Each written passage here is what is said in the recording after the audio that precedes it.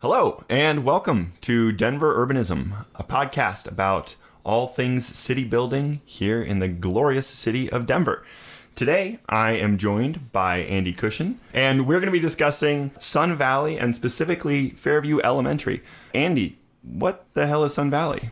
So Sun Valley is one of Denver's 70-odd neighborhoods. If you live on the west side, you probably go through or by Sun Valley all the time, but perhaps without noticing. So Sun Valley is defined as, on the western edge is Federal, on the southern edge is 6th, on the northern edge is, let's call it 19th, but basically the northernmost part of the stadium, and on the eastern edge is the South Platte River.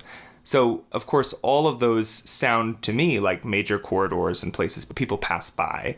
Sun Valley is not very well connected. There are, I think, only 2 streets that go through the neighborhood across Federal and across the river, which is not very many. So Sun Valley is also historically Denver's poorest neighborhood. The residents in Sun Valley, over 90% of the residents back in 2018, lived in Sun Valley Homes, which was a Denver Housing Authority community. So the vast majority of the folks live in multifamily housing, and the vast majority of folks live in supportive public housing. Gotcha. Okay. So when we're looking at Sun Valley, we have this historically disadvantaged neighborhood that is, in fact, surrounded by barriers of some kind, right? You talked about Federal, you talked about 6, you talked about the Platte River, things that if you're on foot, if you're on bike, there are actually barriers to get out of the neighborhood and to maybe access resources out of the neighborhood. How does that play into some of sort of the history of the neighborhood, the poverty of the neighborhood? So Sun Valley is suffering from a pretty difficult problem, which is entrenched kind of poverty, which is happening in the neighborhood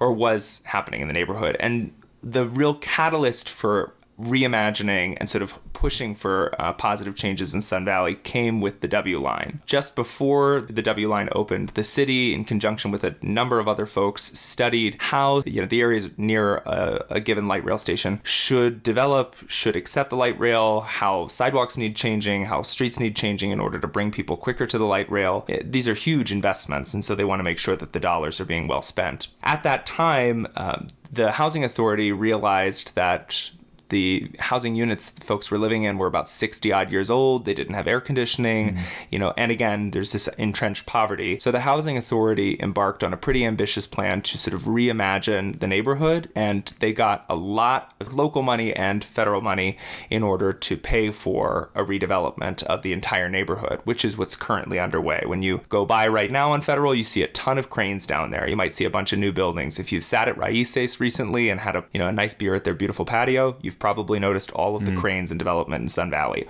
I would say all of that follows as a matter of start and finish from the W line arriving in Sun Valley. Yeah. And it's interesting, too, because it is one of these, people talk about sort of high opportunity. Often this is a coded way to talk about traditionally areas that have had a high poverty level. But when you look at Sun Valley, there actually is quite a lot of that. There's access to nature via the creek that goes through there. There is the Decatur Federal Station that services tons of buses and the W line. And so there actually is quite a decent amount of opportunity here. And so it makes sense, like you're saying, that they're going to be redeveloping this area. But in redevelopment, there's a lot of people who already lived in Sun Valley. As they're redeveloping the entire neighborhood, what's happening to those people? So this is a playbook that DHA has done a couple times before. Prior to Sun Valley, the most recent precedent you would have had was the way that they redeveloped the area around Lincoln Park, which were previously similar to Sun Valley, sort of townhouse style, sort of small public housing units. I think they were 250 at the time. And what happened is DHA embarked on redevelopment in phases. And so they'd move a group of residents out, they'd demolish a certain block, they would redevelop that block with more units and mixed income units, and then they committed to replacing every single bedroom that they demolished. So the same number of units, the same number of bedrooms will exist for the folks who want to come back to the place that they were just moved out of a couple of years prior. And then there's more units, nicer units, mixed income opportunities, for a community there, and new retail spaces. That's what happened in Lincoln Park, and that's what was happening. That's what is happening in Sun Valley as well. And that is what's going to be happening in the Westridge departments, say, right? This is DHA's playbook, really, is they've taken this opportunity over and over and over again to redevelop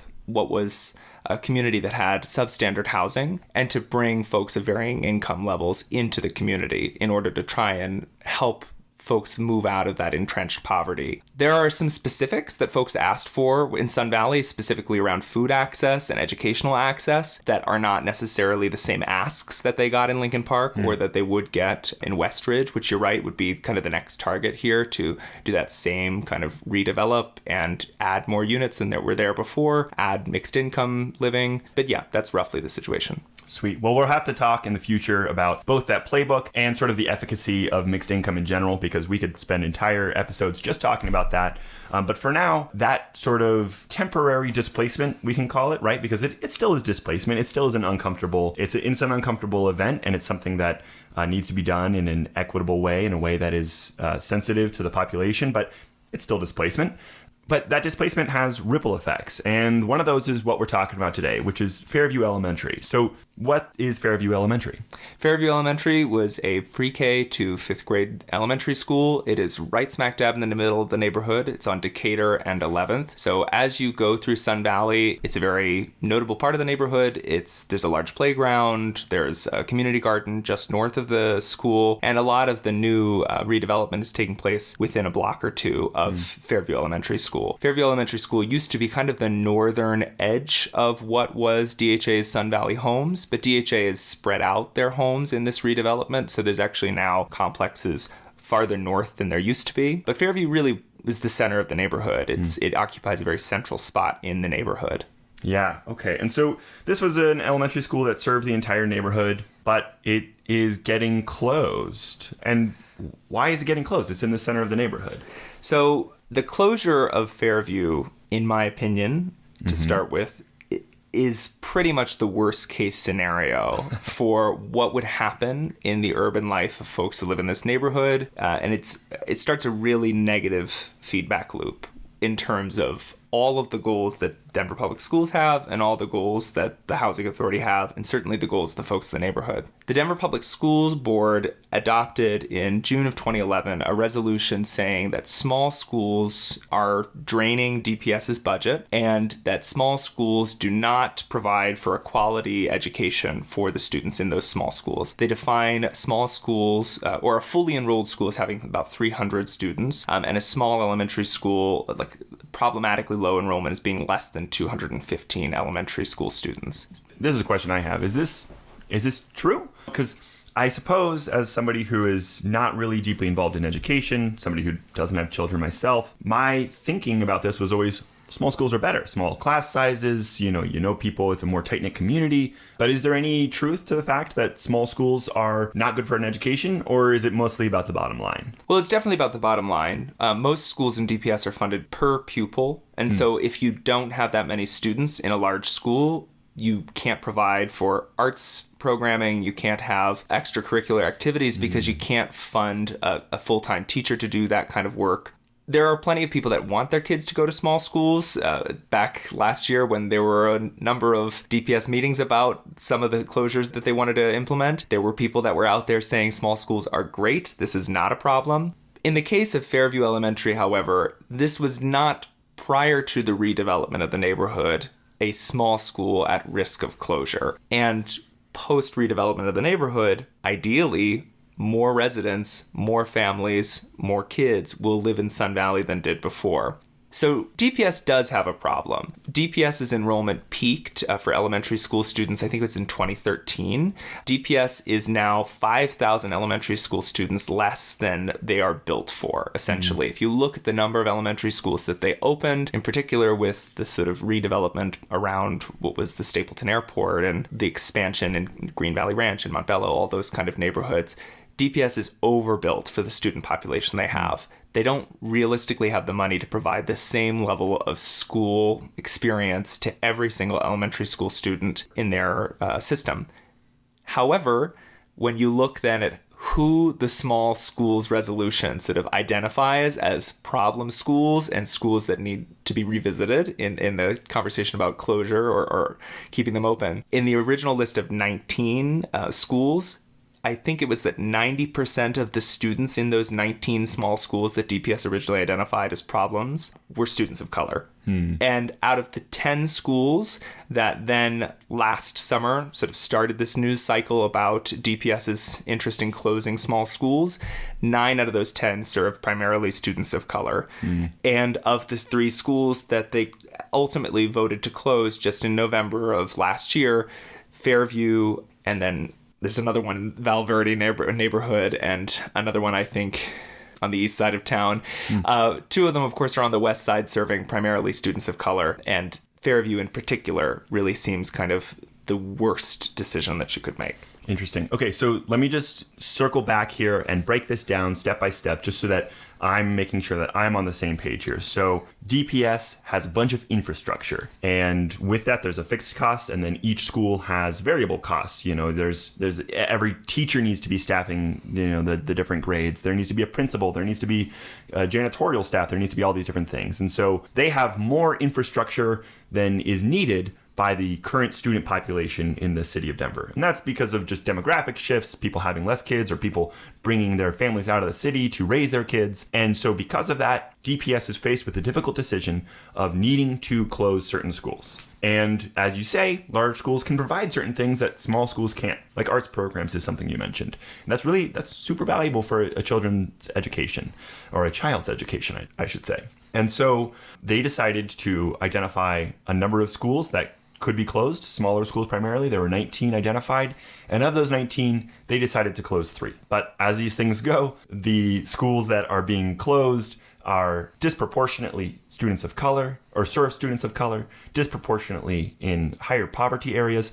And in the case of Fairview, we have a special case, because not only does it meet those other criteria, but the reason that it's serving so few students is that people were being moved out of the neighborhood temporarily to allow for more development and more families to move in, which would then not only, meet the threshold for which they would not be closed, but also increase enrollment, right? So Fairview Elementary not only would just go back to its pre-development levels, but it would increase enrollment because these homes that are being built are largely family units. They're largely targeted toward people who might move to the area so they can have a place that their kids can go to school. Do I have that right?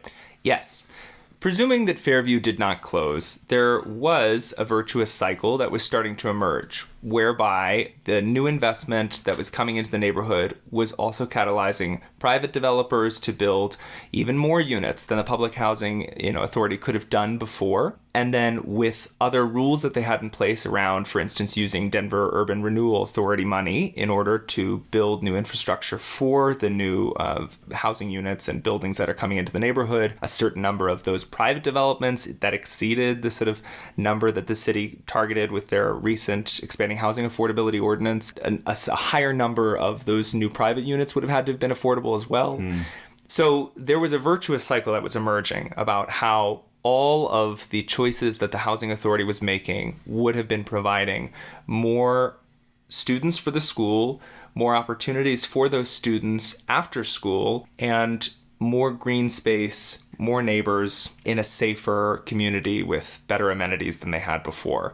Right now, again, what is DHA doing? They've finished now 4 of the 7 buildings that they have planned with this redevelopment. Prior to the redevelopment, there were only 333 units of housing. And again, about 90% of the residents lived in those 333 units of housing. After the redevelopment, the housing authority alone is going to have provided 940 units of new housing. Wow.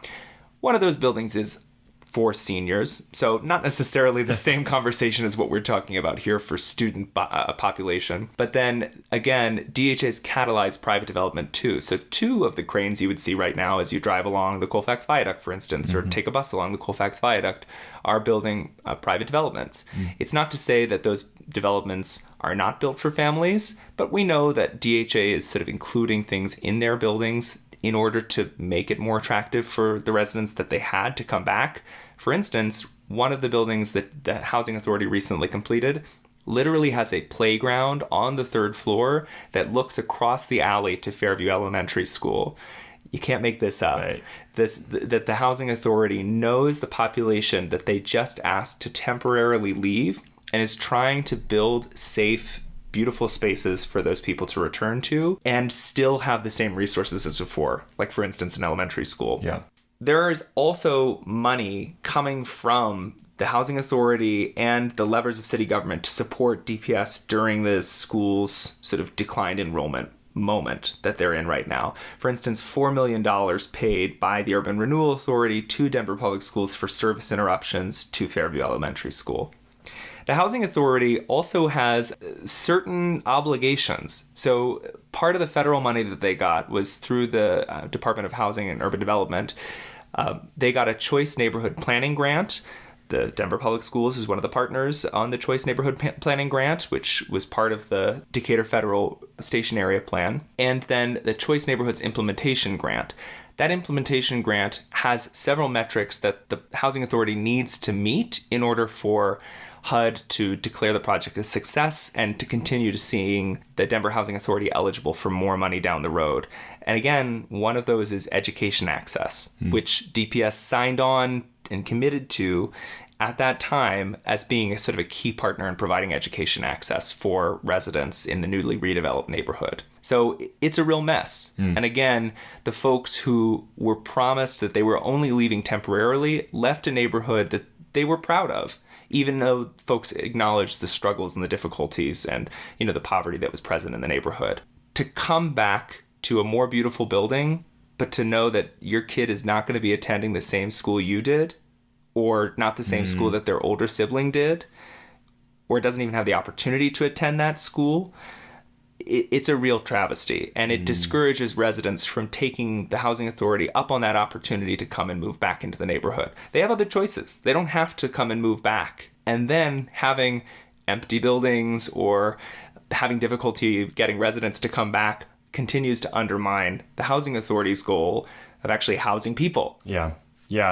What a mess, as you put it. And I want to touch on something that I saw DPS had written, which is basically that, hey, we're opening to, quote unquote, reimagining this school in a few years' time. If enrollment does, in fact, tick back up, or I should say, if there's enough demand in the neighborhood, enough students, that reimagining. So what are your thoughts on that? If they were to come back and reimagine Fairview Elementary and update it, would there be anything wrong with that if that took 5 years from now?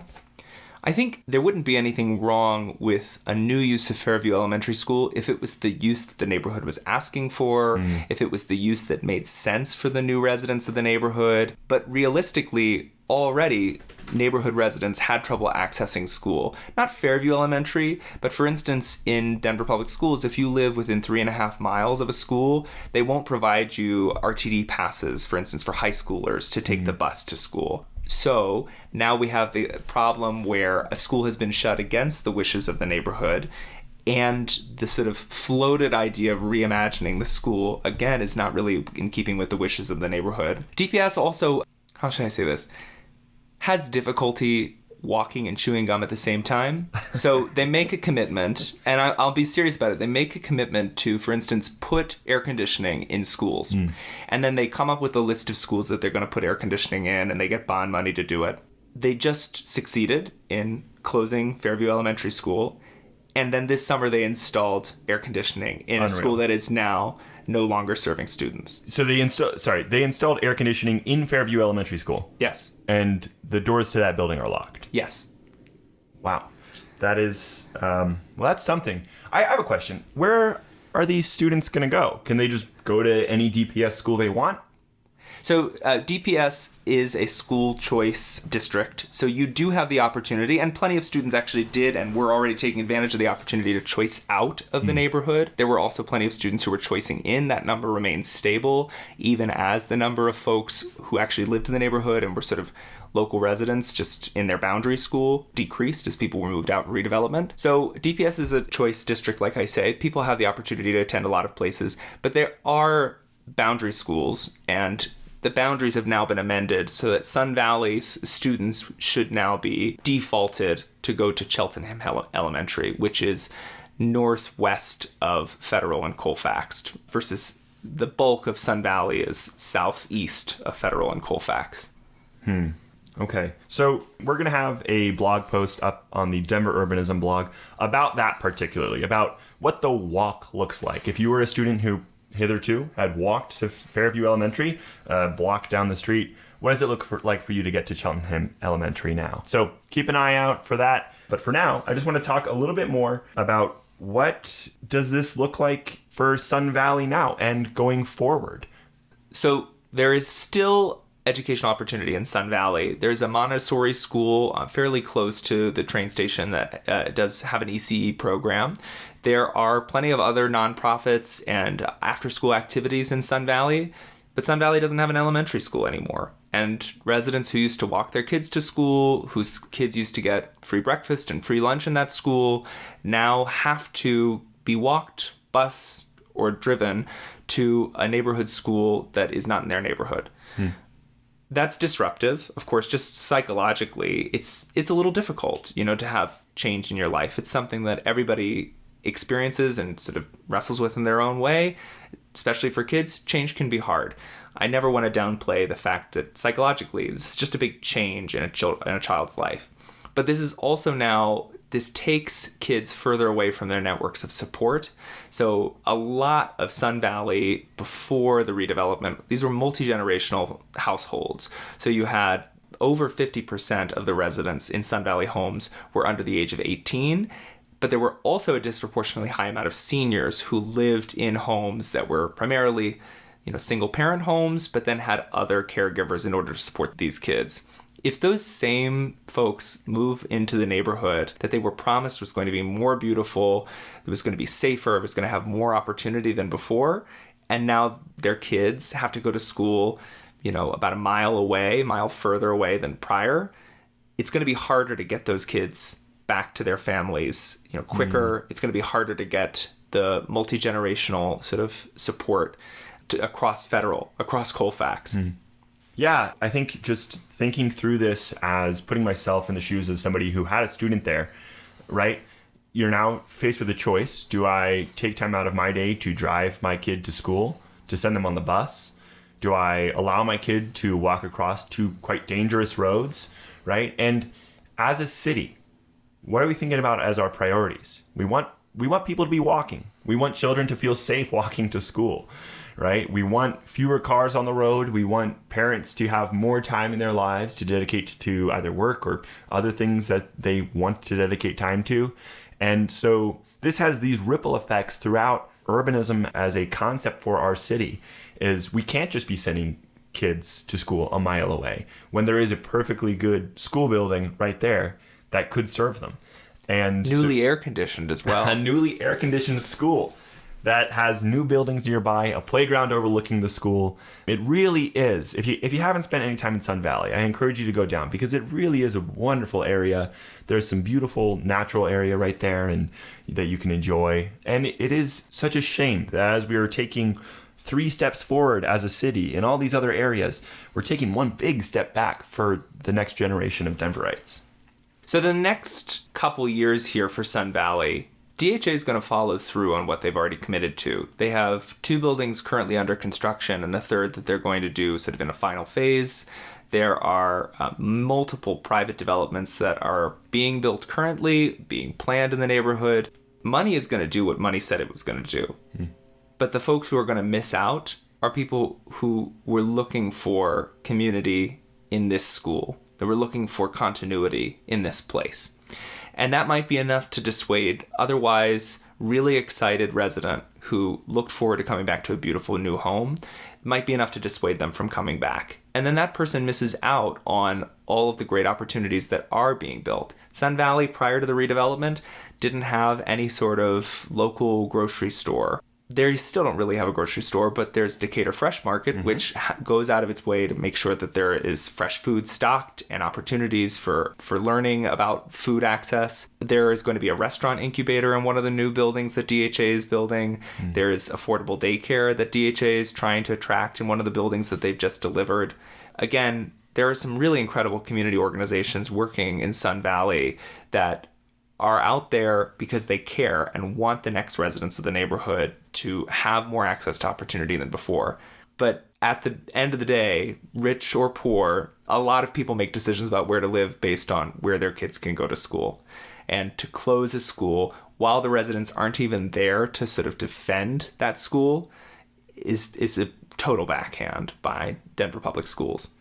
Well, that's disappointing to say the least, and it just goes to show how our city is a million interlocking parts that all need to work cooperatively in order to build the Denver that we want. And we're going to be talking more about those interlocking parts on future episodes.